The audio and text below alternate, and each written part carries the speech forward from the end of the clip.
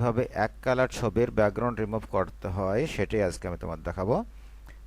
File, তারপর নিউতে click দেওয়ার পরে এখানে মাপগুলো আমি নিয়ে নিলাম।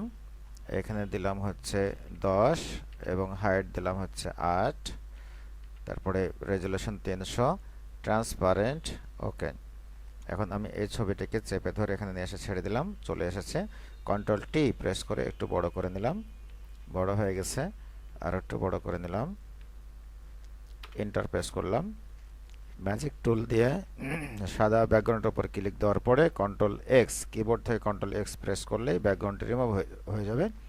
এখন আমি ফাইলে গিয়ে সেভে এখানে এসে কি নামে সেভ করব, আমি পিএসডি অথবা জেপিজি, পিএসডি নামে সেভ করলাম, ডেস্কটপে রাখলাম, নাম দিলাম বিজি, তারপরে সেভ।